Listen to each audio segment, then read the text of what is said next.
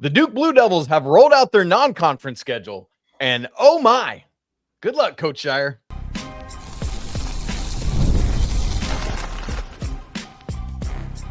You are Locked On College Basketball, part of the Locked On Podcast Network. Your team every day. Hey there, what's up? Happy Thursday. Welcome into the Locked On College Basketball Podcast. I'm your host, Isaach Schade. This episode is brought to you by FanDuel. Join all the action at FanDuel.com to play daily dingers and make your free pick on who's hitting a homer this MLB season. Joining me today is the great host of Locked On Blue Devils, Mr. JJ Jackson. Make sure you are following that show. I know who JJ and I both want to hit some daily dingers, because while he may be a Blue Devil and I may be a Tar Heel, we both are huge Braves fan. And JJ, our guy Matty O did it again on Tuesday night. That was great. Here's what JJ and I are talking about on the show today. Later on, we are going to get to the 24-hour opening day marathon. It's back. It's nostalgic. I'm here for it. We're going to unpack that. Before that, though, we're going to look at Seth Trimble leaving North Carolina to go intra-conference to Louisville, kind of shaking the ground on Wednesday morning. But first, JJ, I mentioned it in the cold open. Duke has rolled out their non-conference schedule again. That happened last week, but now is time to talk about it. And for those watching on YouTube, I'm going to pull up the non-conference schedule graphic from Duke. Those who are listening, you can go find it on Duke's Twitter and anything like that. And so, JJ, we'll look at the specifics of it here soon. But first, I just want to say, I want to get your reaction, to what a loaded non-conference this is, both in exhibition play and the regular season. Yeah, pull out your thesaurus and find the word loaded, and any synonym that comes up is accurate for what you'd see here with this Duke basketball schedule. I mean, goodness gracious, the number of opponents of the high major category that Duke has been able to add is ambitious, and it's something that we've seen the last few seasons from head coach Jon Scheyer. You ever wondered if he would pull back just a bit, but that's not the case at all. He's got the brand new exclusive Prime Video deal that Duke's got with 3 opponents and featured marquee matchups that will air exclusively on Prime Video, the first college athletics team to do something like this. And when you put together a trio of UConn, Texas Tech, and Gonzaga in just those games alone, that's impressive in itself. And that's not mentioning somebody like Florida, like an Illinois team that went to the Final Four a season ago, like Michigan State, like Georgia. I mean, it's unbelievable. Plus the high major exhibitions that Duke's going to play against Tennessee, and then a true road one at Kansas. They're going to be tested for sure in the non-conference. Yes, JJ, I'm here for it. And speaking of those exhibition games, those looking might notice that there are 3. We have been in the past able to play 2 exhibition games. That's recent from the NCAA. I think this is year 3 of that, where you can play multiple Division I opponents publicly, which is great news. But there was some updated language earlier this year from the NCAA that it's not really been all that well publicized. I don't think. I think a lot of people aren't aware of it. But as you see, Duke has 3 exhibition games: Belmont coming to Cameron, and then as JJ said, Tennessee going to Cameron, and then Duke heading my way toward Lawrence, Kansas, about 2 hours north of me. And so, JJ, I really like this opportunity now to have 3 exhibition games, and I like how Duke is approaching those with a good perennial mid-major and then 2 top-of-the-line elite high major Division I programs. Yeah, and I'm glad you pointed that out, Isaac, because what's interesting to me is when this was first announced, when Duke first put out their exhibition games, in their graphic, they had Tennessee and Kansas listed as exhibitions. And then next to Belmont, it said scrimmage. And then now that this full schedule has been released, they've just used the exhibition abbreviation there. So again, I'm not working in the NCAA office. I have no clue what counts, what's above board, what you can't do, that sort of thing. That was a little bit of a difference when this came out compared to their initial announcement of the opponents that were there. But then beyond that, the Belmont game is super intriguing for college basketball at large to look at this Duke lens. Evan Brads played for Belmont. He's now the head coach of the Belmont Bruins. And this past year, of course, he came and served as assistant coach on Jon Scheyer's staff. So goes from Duke assistant to Belmont head coach. And then one of Duke's front court pieces this year is Drew Charnowski, who transferred from Belmont. So the first real action that he'll have as a Duke player is against a Belmont team that he used to play for a few seasons. I love that, man. That's so great. And it's not just Tennessee and Kansas. As you said, there's a whole host of other high major programs. One of the interesting notes, JJ, and then we can look at these various high major matchups. You mentioned the 3 games on Prime. I love this deal that Duke signed. I think it's the next wave of where a lot of these games are going. And so very, very wise of Coach Scheyer and his staff and support staff, probably mostly, to get this scheduled. Notably, I can't even remember how long ago it was now, but the Michigan game fell through. It always felt like that was maybe on the rocks just because of the Big Ten making us think about it at that with their media rights. But Texas Tech is the flip. It's a rematch of a game that same weekend last year in the same venue, MSG. And I love that it's just Michigan slides out, Texas Tech slides right in. The Tech roster was looking just okay.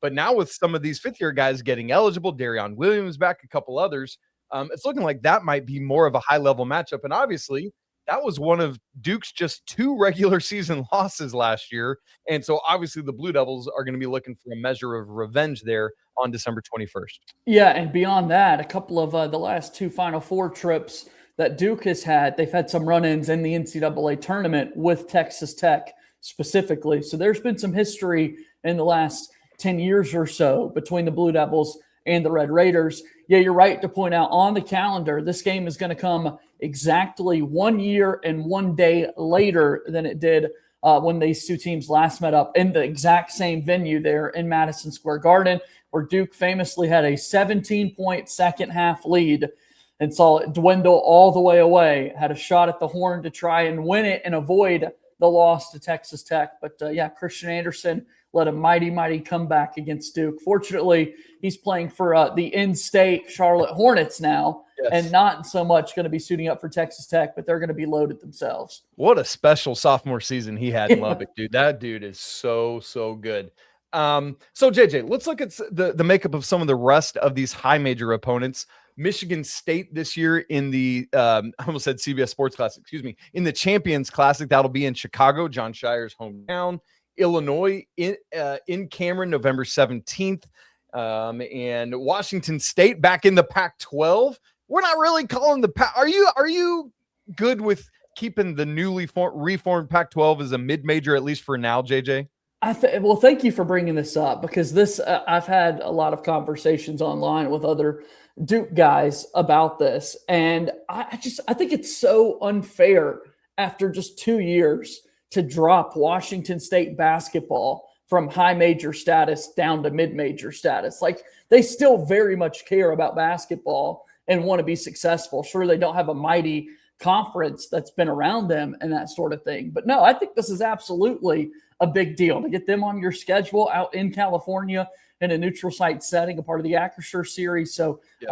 I might be on an island by myself here, Isaac, but I have been referring to Washington State even still as a basketball high major.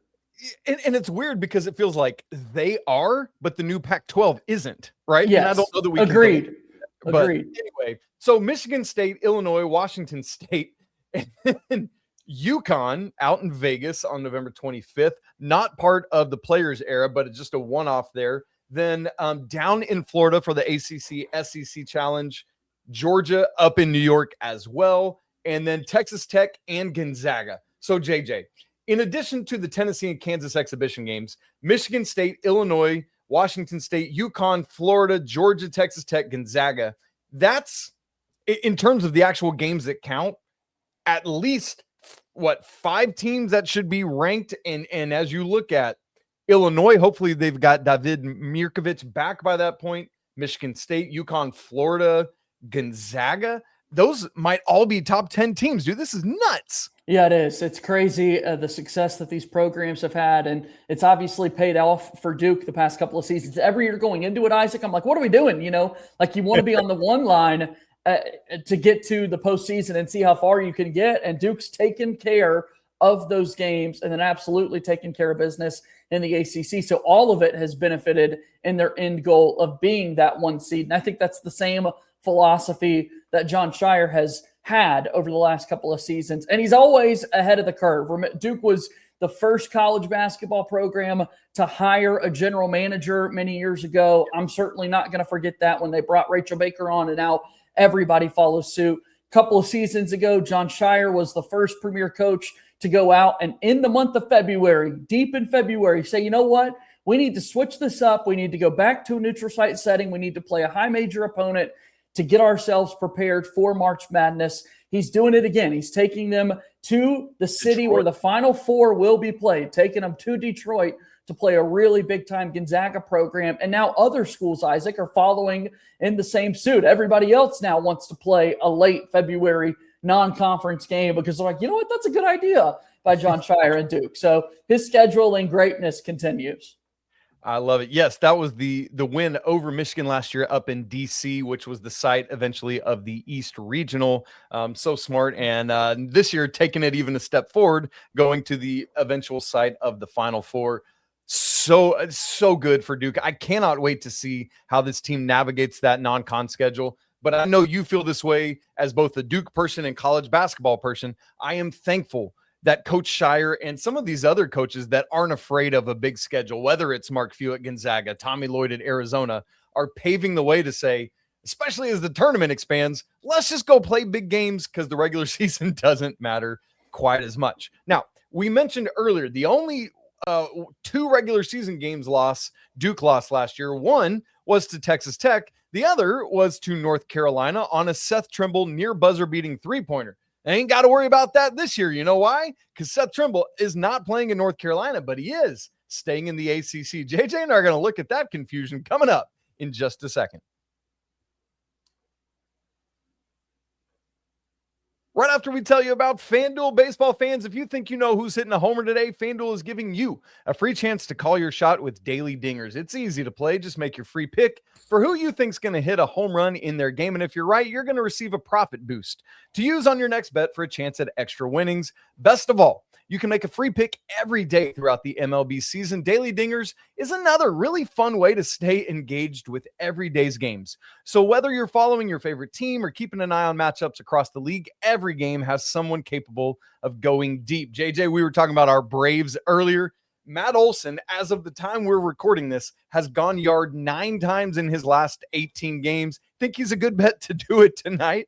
Yeah, tied for the Major League lead now with 35 home runs on the season. Matt Olson in fuego. Keep going for him in Daily Dingers. That chop house is on fire. Plus, by the way, while we're talking to our Blue Devils host, Duke plus 600 right now to win the 27 national championship. So you ready to play your game today? Join all the action at FanDuel.com. FanDuel.com to play Daily Dingers and make your free pick on who's hitting a homer. Play ball and swing for the fences on FanDuel, an official partner of MLB.